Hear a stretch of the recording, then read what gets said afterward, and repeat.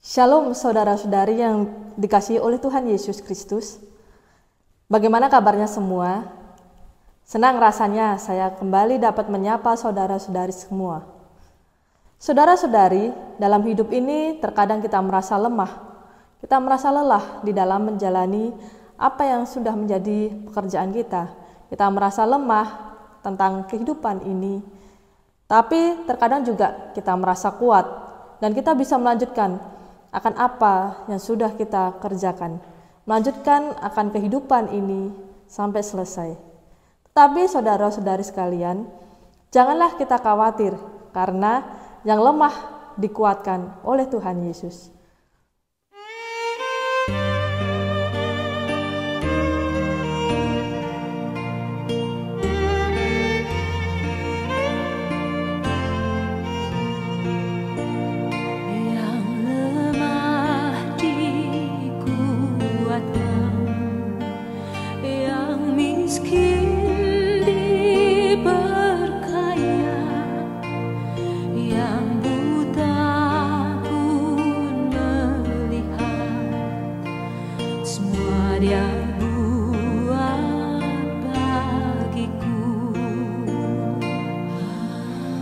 Ada bagian di dalam hidup kita yang tidak mampu kita lakukan, tetapi Allah memampukan.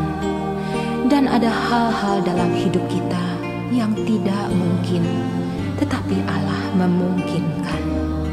Oleh sebab itu justru di dalam kelemahan kita, kuasa Allah menjadi nyata. Yang lemah dikuatkan, yang miskin diperkaya, yang buta pun melihat, semua Dia buat bagiku. Hosana, Hosana, Yesus mati bagiku. Hosana, Hosana,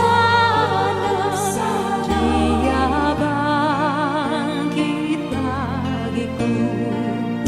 Oleh darah anak domba dihapuskan dosaku, oleh anugerah Allah Kau jadikanku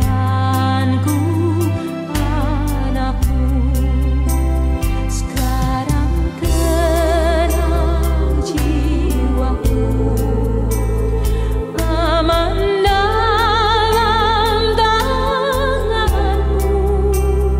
Keselamatan pujianku, Yesus Kristus pembebasku. Hosana, Hosana, Yesus mati bagiku. Hosana, Hosana, Dia bangkit bagiku. Hosana, Hosana, Yesus mati bagiku. Hosana, Hosana, Dia bangkit bagiku. Dia bangkit bagiku.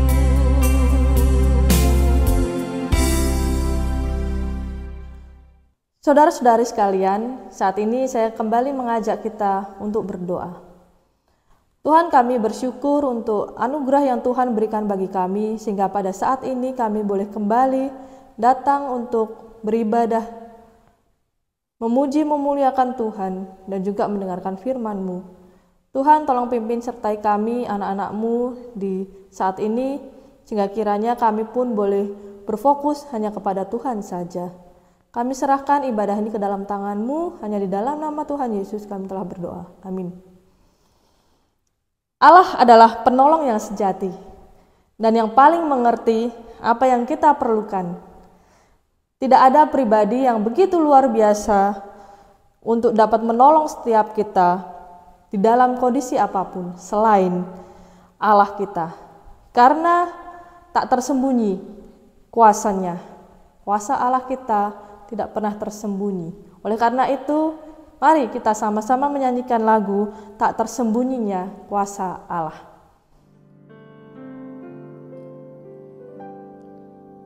Tak tersembunyi kuasa Allah, bilalah ditolong saya juga. Tangannya terbuka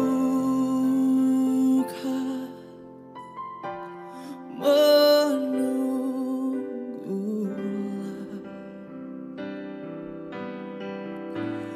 tak tersembunyi kuasa Allah. Mari sama-sama katakan tak tersembunyi, tak tersembunyi kuasa Allah. Oh, kalaulah ditolong, maka saya juga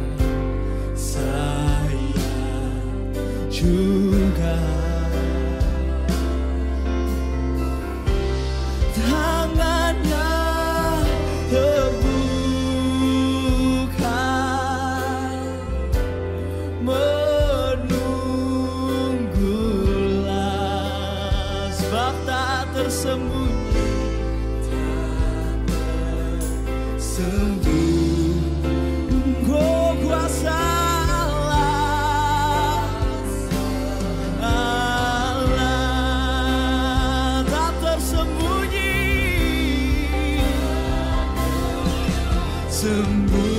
sembunyi kuasa Allah. Kalaulah ditolong, maka saya juga juga.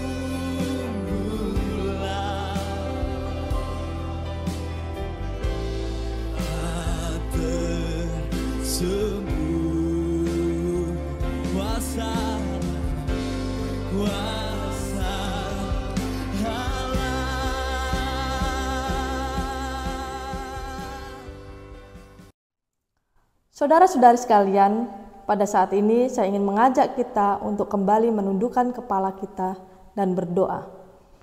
Tuhan, tiba saatnya bagi kami untuk mendengarkan firman-Mu. Kiranya Tuhan yang tolong pimpin sertai kami di dalam kami mendengarkan firman-Mu, sehingga kiranya firman ini boleh menjadi firman yang hidup di dalam hidup kami, firman yang terus menguatkan kami, firman yang terus mengingatkan kami akan kuasa Tuhan yang begitu nyata dalam hidup kami.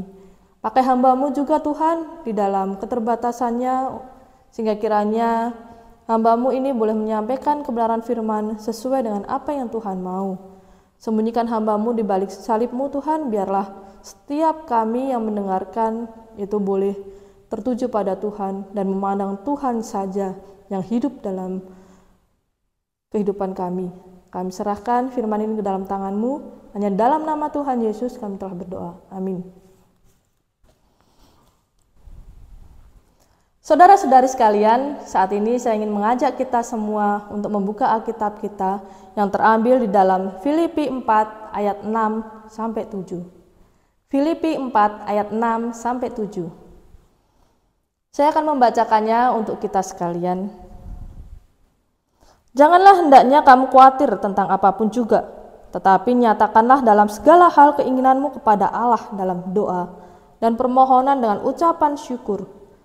Damai sejahtera Allah yang melampaui segala akal akan memelihara hati dan pikiranmu dalam Kristus Yesus. Demikianlah firman Tuhan. Saudara-saudari, ada seorang mahasiswa di kampus Cambridge, yaitu perguruan tinggi yang sangat terkenal di Inggris. Mahasiswa ini terkenal sangat cerdas dan sangat teliti di dalam mempersiapkan segala sesuatu. Pada saat itu, tibalah hari-hari menjelang ujian.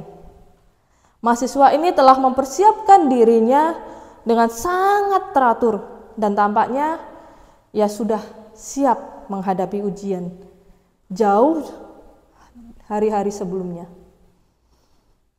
Ketika sebagian besar dari teman-temannya masih sibuk mempelajari bahan-bahan untuk ujian, dia sudah selesai belajar sebelum ujian itu dilaksanakan. Bahkan seminggu sebelumnya, mahasiswa ini sudah menyelesaikan semua mata pelajaran untuk ujian itu. Nah, saudara-saudari, mahasiswa ini membuat teman-temannya iri.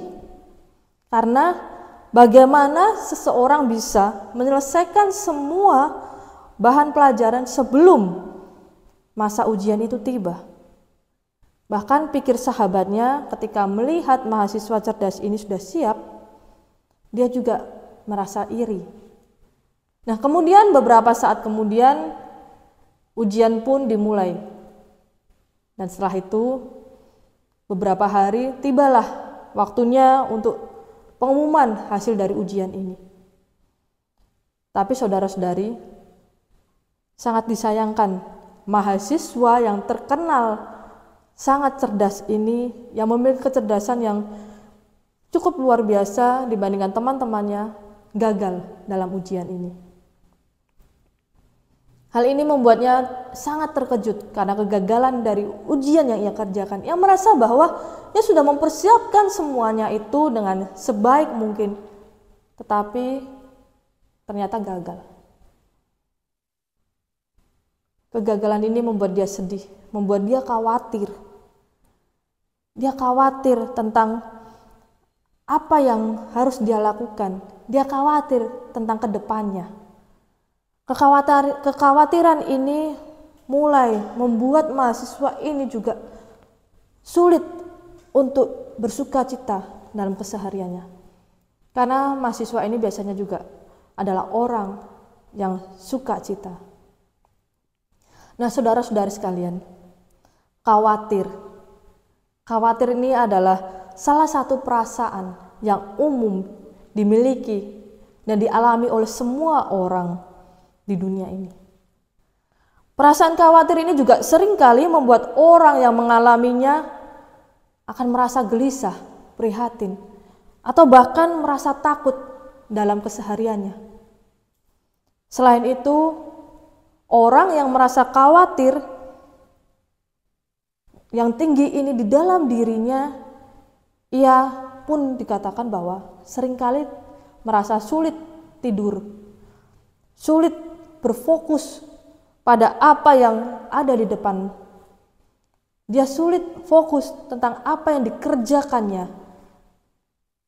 Nah, saudara-saudari sekalian, perasaan ini memang dikatakan umum, terjadi pada semua orang. Tidak ada seseorang yang tidak pernah merasakan khawatir. Tetapi terkadang kekhawatiran antara satu orang dengan orang yang lain ini berbeda-beda.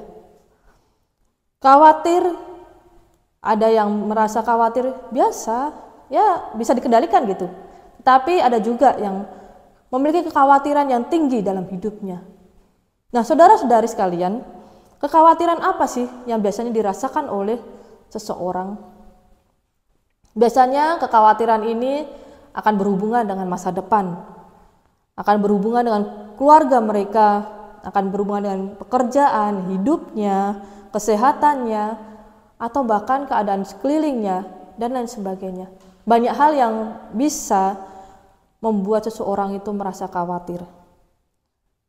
Kemudian saudara-saudari sekalian, yang menjadi pertanyaannya adalah, apakah sebenarnya khawatir itu dilarang oleh Tuhan?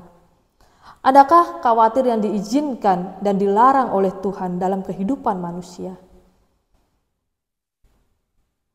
Rasa khawatir yang berlebihan dalam diri seseorang ini sebenarnya dapat membuatnya menjadi orang yang kehilangan damai sejahtera, kehilangan sukacita dalam hidupnya.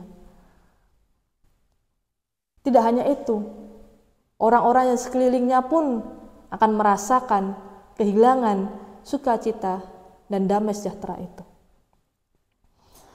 Selain itu juga, orang yang merasa khawatir ini yang berlebihan terutama, ini juga seolah-olah akan membuat seseorang ini seperti kehilangan pengharapan dalam hidupnya. Orang akan merasa bahwa hidup ini sudah tidak ada pengharapan lagi karena tingginya rasa khawatir yang menguasai hidupnya. Tidak ada masa depan lagi, bahkan ia katakan di dalam dirinya. Nah, saudara-saudari sekalian, ketika rasa khawatir yang ada dalam diri itu besar, ini bahkan akan menjadi racun dalam diri kita. Khawatir yang besar ini menjadi racun dalam diri kita. Tidak ada hal positif lagi, tidak ada manfaat positif yang bisa kita dapatkan ketika kita memiliki kekhawatiran yang besar dalam hidup kita. Dan juga sebenarnya semuanya itu adalah sia-sia. Oleh karena itu, Paulus menasihatkan kepada kita di dalam ayatnya yang ke-6 yang tadi sudah kita baca adalah, janganlah hendaknya kamu khawatir tentang apapun juga, tetapi nyatakanlah dalam segala hal keinginanmu kepada Allah dalam doa dan permohonan dengan ucapan syukur. Apakah ini berarti kita semua manusia yang ada di dunia ini tidak boleh khawatir sama sekali? Saudara-saudari sekalian, menurut penelitian, kondisi kesehatan mental yang mempengaruhi sekitar 40 juta orang dewasa di Amerika disebabkan oleh sering berpikir berlebihan dan kekhawatiran yang mendalam. Hal ini pun umum dilakukan mereka yang hidup kala memikirkan kesalahan dan juga percaya bahwa mereka ini sebenarnya adalah seseorang yang tidak berharga atau sudah gagal. Kekhawatiran ini seringkali terjadi karena mereka merasa bahwa dirinya tidak berharga dalam hidup ini. Mereka merasa bahwa mereka gagal dalam hidup ini. Kadang-kadang juga perasaan panik pun muncul tanpa adanya alasan sama sekali. Yang mana perasaan ini berakibat pada gejala fisik seperti sakit perut dan juga sakit kepala. Selain itu juga ada sebuah gereja yang pada akhirnya menyerah terhadap kekhawatiran bahwa IMB atau izin mendirikan bangunan yang sedang diajukan ini menemui kendala sehingga tidak disetujui atau bahkan memakan waktu yang lama.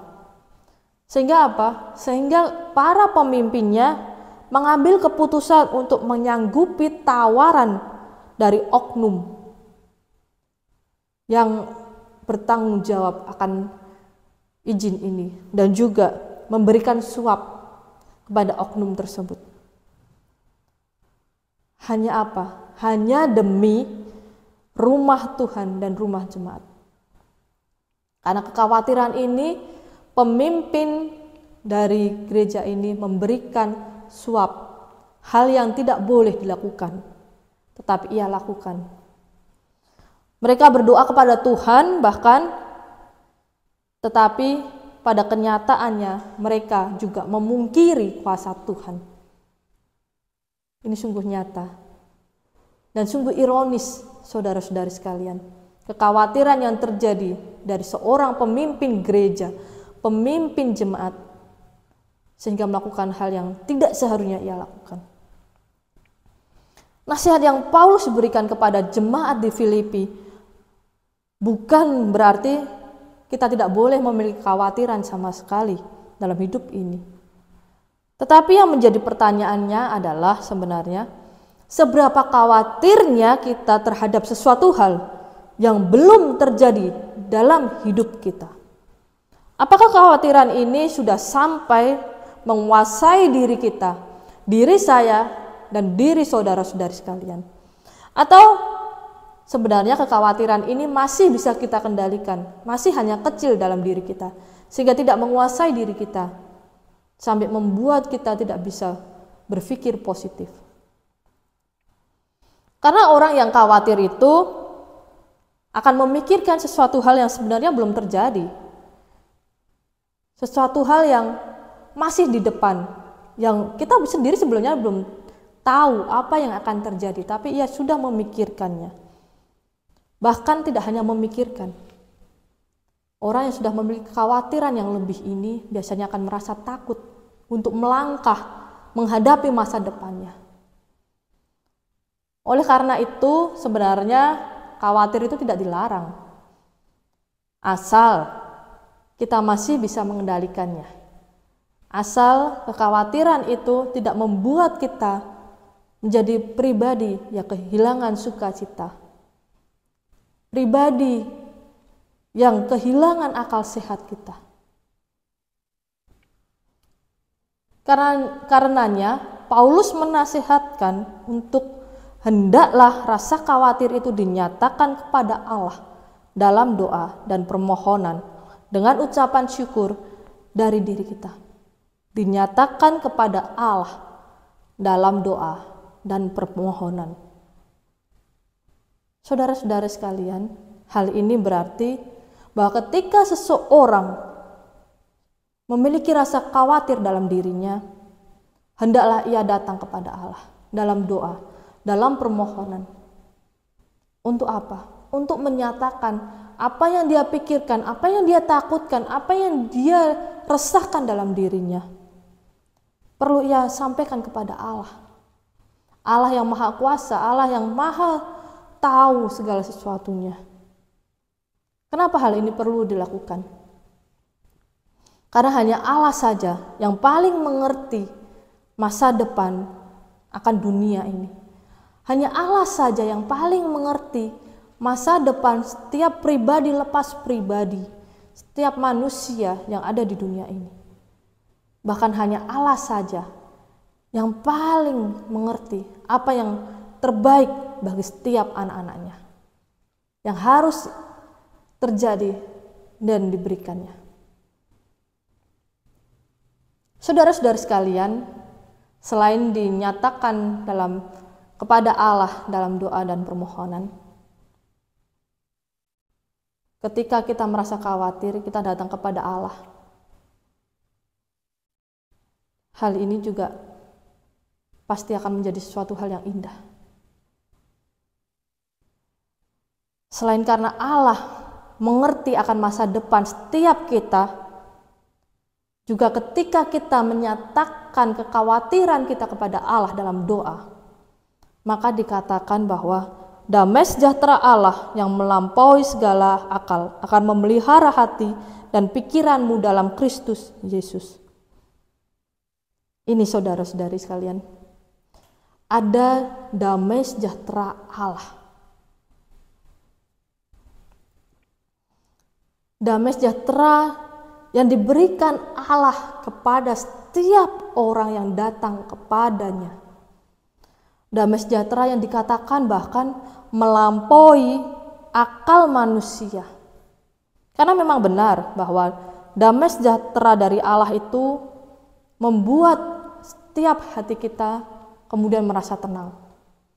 Membuat hidup kita merasa tenang.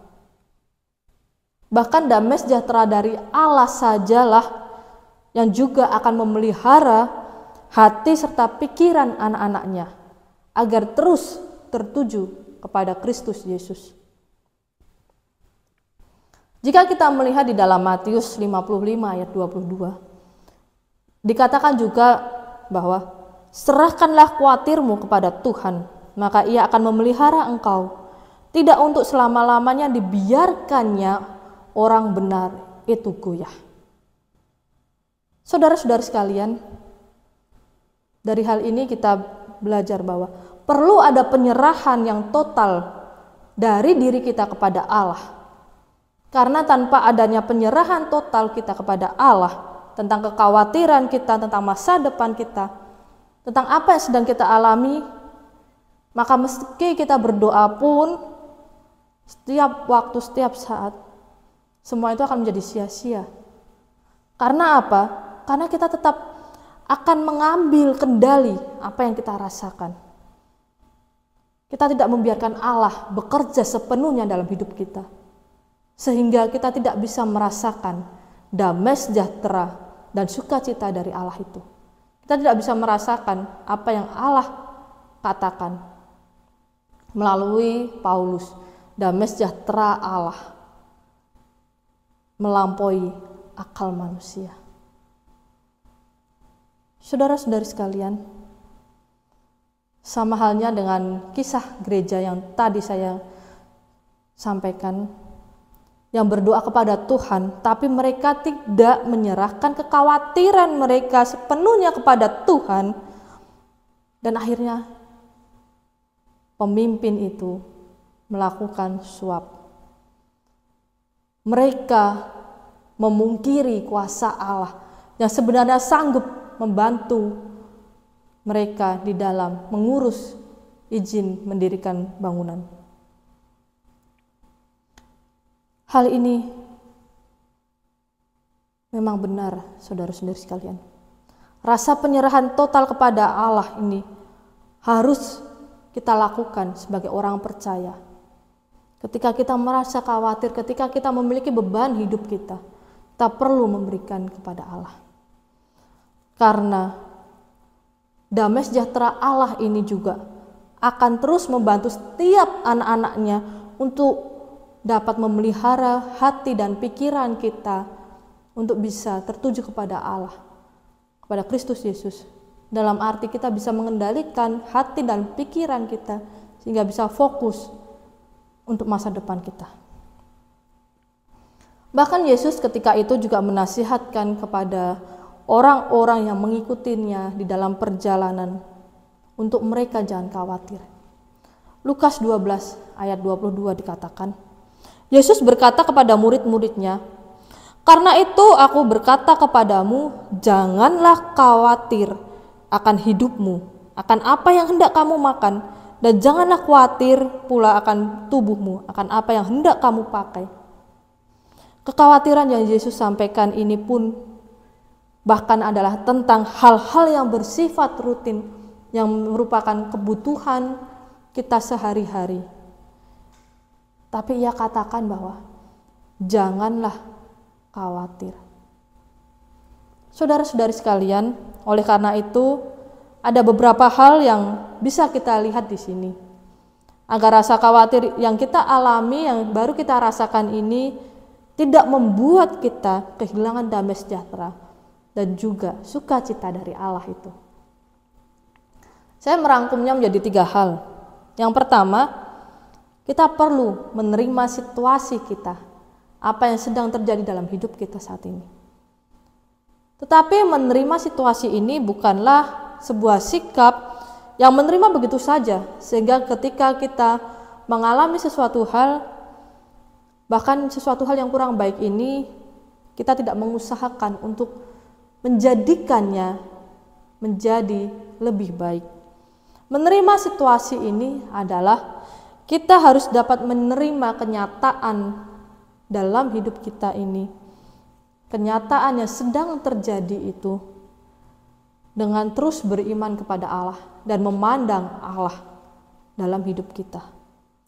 Memandang Allah sebagai pribadi yang akan terus menyertai anak-anaknya apapun kondisinya. Menerima situasi ini berarti kita juga perlu berterima kasih, bersyukur kepada Allah. Yang kedua adalah berserah dan berharap pada Tuhan. Sikap berserah diperlukan agar khawatir ini tidak menguasai diri kita. Berserah bukan berarti pasrah, tetapi menyerahkan atau meletakkan apa yang kita rasakan dan pikirkan tentang masa depan kita kepada Allah. Dan kita mengizinkan atau membiarkan Allah yang kemudian mengambil alih, mengambil kendali semua yang terjadi pada kita saat ini, bahkan masa depan kita. Kemudian juga di dalam berserah perlu ada pengharapan di dalamnya, pengharapan kepada Allah. Berharap pada Allah bahwa Ia yang akan terus memegang kendali, memegang tangan kita, dan di dalam pengharapan kepadanya, maka masa depan kita pun akan tetap terpelihara. Yang ketiga adalah ucapan syukur. Ucapan syukur ini memang adalah cara yang terbaik untuk menerima segala hal atau apapun yang kita alami. Dengan mengucap syukur atas apa yang kita alami ini dan menerima akan apa yang terjadi dalam hidup kita, maka ini akan membuat kita tidaklah merasakan kekhawatiran yang besar yang justru menjadi racun dalam hidup kita, kekhawatiran yang berlebihan. Dengan bersyukur, setiap kita dapat melihat juga ada rancangan yang indah dari Tuhan dalam hidup kita. Ada sukacita yang besar, ada pengharapan yang besar dalam hidup kita. Meski kita pun tidak tahu apa yang akan terjadi 1 detik kemudian, 1 menit kemudian, masa depan kita tidak tahu. Tapi dengan ucapan syukur, ada pengharapan di dalamnya. Nah, saudara-saudari sekalian, bagaimana dengan kita saat ini? Apakah ada di antara kita yang saat ini sedang memiliki kekhawatiran yang besar dalam diri kita, sehingga kita kehilangan sukacita dan damai sejahtera yang abadi dari Allah itu? Khawatir yang membuat pikiran tidak tenang, gelisah, bahkan kita pun tidak bisa tidur dengan nyenyak, dan sampai merusak akal sehat kita. Firman Tuhan pada saat ini sungguh menguatkan setiap kita anak-anaknya yang sedang mengalami kekhawatiran dalam hidup ini. Bagaimana firman ini mengingatkan untuk kita datang kepada Tuhan saat mengalami kekhawatiran, datang dan menyampaikan apa yang kita pikirkan, apa yang kita rasakan dalam hidup kita, apa yang kita gumulkan dalam hidup kita, dalam doa dan ucapan syukur. Sehingga sukacita dan damai sejahtera dari Allah itu tetap ada dalam diri kita hari lepas hari. bukan saja berhenti pada kita, bahkan ketika kita menyerahkan semuanya ini kepada Allah, damai sejahtera dan sukacita itu juga dirasakan oleh orang-orang di sekitar kita. Dan kita ketika meski mengalami kekhawatiran dalam hidup kita, tapi kita memiliki damai sejahtera dan sukacita itu, dan terutama pengharapan daripada Allah. Biarlah firman ini terus menguatkan kita. Amin. Mari kita berdoa. Tuhan, kami bersyukur Tuhan, pada saat ini kami boleh mendengarkan firman-Mu. Ajar kami Tuhan untuk terus menyerahkan kekhawatiran kami kepada Tuhan dalam doa dan permohonan ucapan syukur kami. Karena kami percaya hanya Tuhanlah yang mampu memberikan damai sejahtera meskipun kami merasa khawatir dalam hidup kami. Hanya Tuhan sajalah yang terus memberikan sukacita yang penuh dan kekal meski kami merasa khawatir. Tuhan, kami berdoa untuk setiap jemaat-Mu yang menyaksikan akan firman ini dan datang beribadah bersama dengan kami. Tuhan yang tilik hati mereka, Tuhan yang berikan damai sejahtera dan sukacita daripada-Mu kepada setiap anak-anak-Mu ini Tuhan. Pimpin sertai kami, lindungi kami dengan Roh Kudus-Mu Tuhan untuk masa depan kami, kesehatan kami, keluarga kami. Dan biarlah semuanya ini boleh terus membuat kami mau melangkah bersama dengan Tuhan. Kami serahkan waktu kami selanjutnya ke dalam tangan-Mu Tuhan. Kami juga berdoa untuk Indonesia ini Tuhan. Tuhan yang terus berkati, Tuhan yang terus pakai negara ini, orang-orang di dalamnya untuk terus memberitakan firman-Mu. Dan biarlah firman Tuhan boleh terdengar, nyata dan juga besar di Indonesia ini.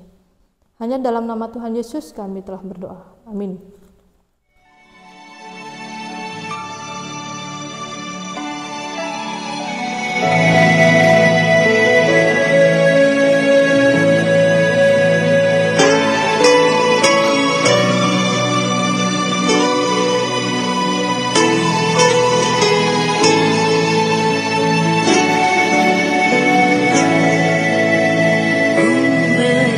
Berbahagia, yakin